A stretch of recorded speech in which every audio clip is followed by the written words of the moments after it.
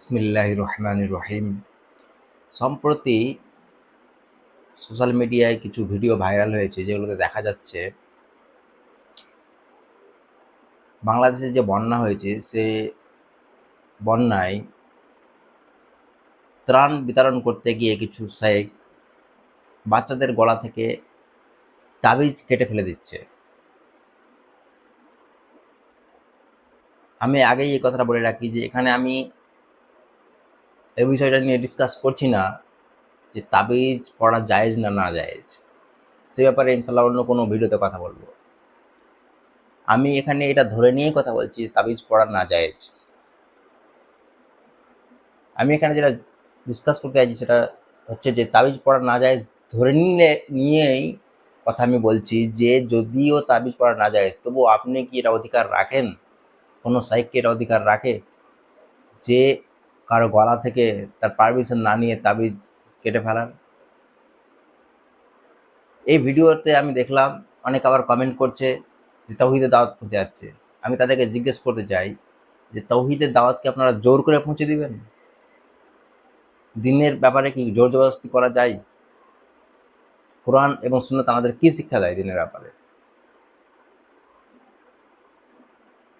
আপনি তাবিজকে নাজায়েজ মনে করেন, আপনি তাদেরকে যেখানে ত্রাণ দিতে গিয়েছেন সেখানে সেটার দাওয়াত দিতে পারেন, তাদেরকে বলতে পারেন, তাদেরকে বোঝাতে পারেন, যাতে করে তারা নিজেই সেটা খুলে ফেলে, সেটা ত্যাগ করে দেয়।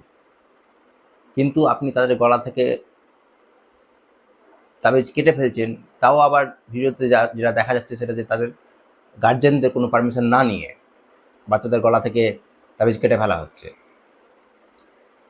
এটা কতটুকু যুক্তিসঙ্গত এবং দিনের শিক্ষার সাথে এর কতটুকু মিল আছে এই আমলের?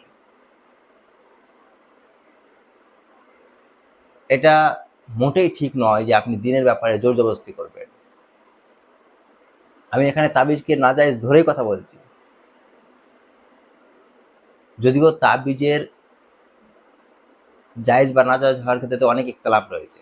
হ্যাঁ, যে কুফরি সিরকি কথা দিয়ে যদি কোনো তাবিজ লেখা হয় সেটা তো নাজায়েজ সবার ক্ষেত্রে, কিন্তু কোরআনের আয়াত দিয়ে বা হাদিসের কোনো হাদিসে উল্লেখিত কোনো দোয়া দিয়ে যদি তাবিজ করা হয় সেক্ষেত্রে ওনাদের ইখতিলাফ আছে। একটা বড় উলামায়ে কেরামের দল রয়েছে যারা এটাকে জায়েজ মনে করেন।